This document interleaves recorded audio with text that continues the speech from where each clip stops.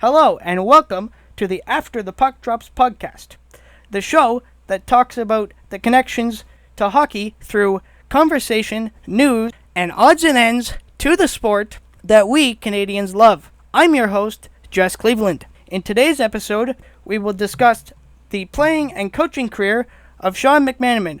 We'll look back at his playing career with the Spring Hill Coal Miners and now as coach and GM of the Amherst Ducks. Shawn, great to have you as a guest on the podcast. Thanks for having me in, buddy. What do you like most about when you played the game of hockey?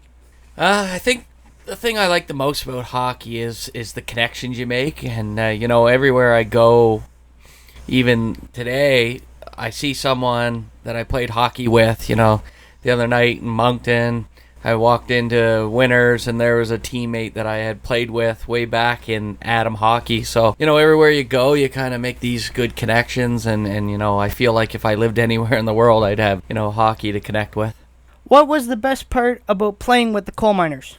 I think it was nice with the Coal Miners. I was 13 years out of hockey, and I decided to come back and give senior hockey a try. The nicest piece was my two boys, Bennett's 11 and Williams 9, and both of them got to see me play a real hockey game, where there's referees and get to compete on the ice, and they see me score a goal, so that was nice.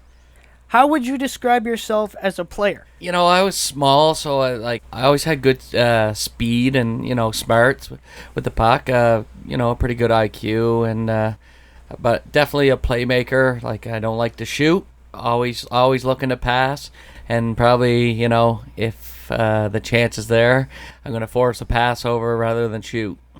What was your earliest memory that you have of hockey? I think just being around the rink as a kid. My dad played the sport, and he was running a bunch of tournaments that he was playing in Amherst.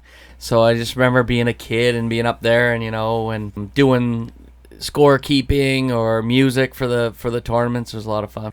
Who inspired you to get into the game of hockey? That's easy. My father definitely. He played for the Amherst Ramblers for 5 years, and I always wore his number 17. He's the reason I got into hockey. Obviously, always having us at the rink at a young age on the rollerblades or skates. Going to your coaching and GM role now, what is the toughest challenge as the GM of the Ducks compared to the assistant coach role with the team? Well, I started off as the assistant coach, and then the GM resigned, so they needed someone to take over. I was already doing some stuff behind the scenes, and I decided that I would take it on. I mean, it's tough now. You're steady on the phone and trying to communicate and see who's playing for the weekend, and I sometimes I get the tough task of trying to decide who's going to play and who's going to sit. It's not much fun there, but at the end of the day, we make a choice and we move on and hope that it's the best decision. So how would you describe yourself as an assistant coach and GM? I think, I'm positive. I really enjoy being there. I'm dedicated, 100% effort. So, I prepare game notes for the boys so that they can see who we're playing and, what our matchups are. I want to make sure that, they have the best chance to compete against the team. And, on the bench, as assistant coach, you're not worrying about line changes and who's on. So, you're just positive on the bench, talking to the boys and helping there. It's definitely not the responsibility to worry about who's playing. They're not coming at me, so it's nice there. So who would you say would be the top player on the Ducks team? I think this year we've been super lucky. We brought in an import goalie, Matt Welsh. He's unbelievable, really. He could be playing some minor pro somewhere. He has some records in the queue, but he's definitely just lights out for us. Some games we win, it's because of Matt Welsh. So I like to say he's the best player. So coming off of that, who do you think the number one player that the fans of the Ducks? For the fans, I think they do enjoy seeing locals out there. I don't know if there's a set local that they like to watch, but, we're at senior hockey and we do have guys that, all their friends are there watching and family. I think that's the big calling card is having the locals. We got Jeremiah Martin, Jaden Matheson, Matt Hunter, Matt Colson, Nate Stone, Marshall McDonald, Jesse Colburn, Chad Miller.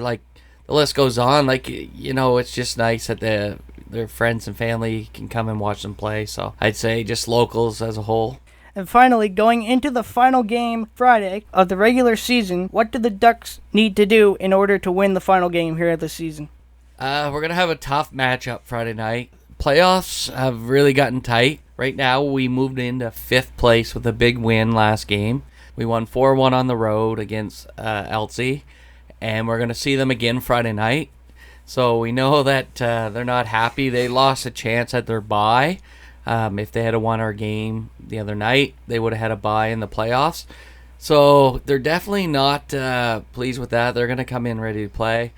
We're going to have a good lineup for sure. We know we want to win. We want to finish in 5th and avoid a matchup with them. So the game plan, again, just being responsible in our own end, making sure we get the pucks out, chip it in, use our speed in on their defense. That's a big key. Their offense is high-powered. Their defense, is solid, but not as good as our offense. So we want to play in their end as much as possible. Well, thanks, Shawn, for coming on. Appreciate it, buddy. Join me next time for another episode of After the Puck Drops podcast.